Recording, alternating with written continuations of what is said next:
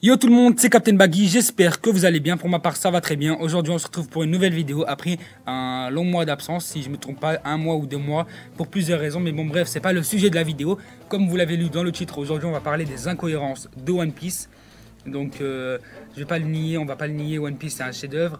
Il y a beaucoup de choses fantastiques, c'est une très belle histoire, etc. Moi, j'aime beaucoup ce manga, c'est un de mes mangas favoris. Mais vous allez voir qu'on peut quand même trouver quelques petites incohérences. Et c'est ce qu'on va voir durant cette vidéo.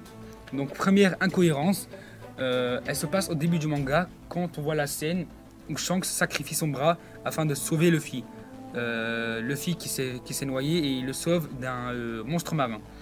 Donc là on se dit ouais c'est badass, c'est stylé, il sacrifie son bras pour quelqu'un qu'il aime, c'est vraiment un gars super, Shanks etc. etc. Mais il reste à voir parce qu'en fait Shanks il est censé être l'un des plus forts du manga et il sacrifie son bras pour un petit monstre marin qui vaut pas le bras de Shanks en fait. Donc là certaines personnes disent que Shanks il y a 10 ans n'était peut-être pas aussi fort qu'à cette époque, mais on voit dans la scène qu'il maîtrise quand même le haki des rois. On a aussi une autre scène où Shanks parle à Barbe Blanche où Barbe Blanche est étonné. Lui-même il dit comment ça se fait qu'un gars de ton calibre revient de East Blue avec un bras en moins. Donc même Barbe Blanche il est étonné de ça. Ce qui veut dire que Shanks il y a 10 ans était quand même assez fort pour pas se faire manger le bras par un simple monstre marin. Donc voilà la première incohérence de cette vidéo. On va tout de suite attaquer avec la deuxième incohérence. Des incohérences dans ce genre, en fait, c'est plutôt une incohérence fruit du démon. Je vais parler du fruit du démon, donc j'ai repéré 2 incohérences. La première incohérence se passe dans l'arc Arlong, quand Luffy se retrouve sous l'eau, avec la plaque de plaquée sous l'eau. Il y a la sœur de Nami, je ne me rappelle plus comment elle s'appelle. Mais bon, sa sœur vient et pour permettre à Luffy de respirer, elle étire sa tête hors de l'eau. Ce qui en soi n'est pas logique car l'eau de mer, l'eau salée est censée enlever les pouvoirs du fruit du démon. Donc dans la même catégorie, il y a le pouvoir de Aokiji qui glace l'eau de mer. Donc là, c'est un petit paradoxe parce que le pouvoir d'Aokiji c'est la glace et il glace la mer, on le voit dans l'arc Aokiji. Il glace la mer dans l'arc à Marineford, il glace les vagues, etc. Et les fruits du démon sont censés ne pas marcher sur la mer. Donc ça c'était des petites incohérences que j'ai pu trouver par rapport aux fruits du démon. Donc tout de suite, troisième incohérence qui va concerner les 11 supernovas. Donc sur l'archipel Sabanji, il y a Shaki qui parle à Luffy des 11 supernovas. Elle dit que pendant que l'équipage de Luffy faisait sa route vers l'archipel Sabanji, il y avait 6 autres chemins. Donc il y a 7 chemins et qu'il y a 6 autres chemins à prendre. Et parmi ces chemins, les supernovas en ont tous pris un autre. Ce que je me demande, c'est que en fait, le compte n'est pas bon. Il manque un chemin pour que tout le monde ait un seul chemin. Si on prend en compte que Zoro est avec Luffy et que Killer est avec Kid, ça nous fait quand même 8 chemins si on rapporte tous les équipages. Donc c'est pas vraiment une incohérence, c'est peut-être une erreur de calcul. Mais en tout cas, il y a 8 équipages de Supernova. Il y a 11 Supernova, mais il y a 8 équipages.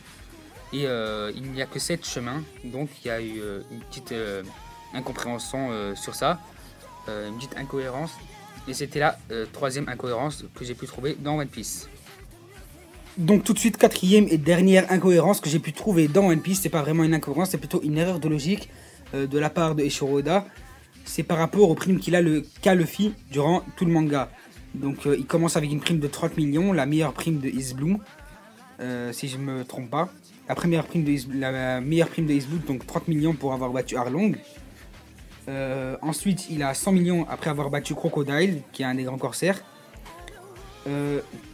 Après avoir foutu la merde à Enies Lobby et battu Rob Lucci et récupéré Robin, on lui met 200 millions en plus. Et c'est là qu'est le problème.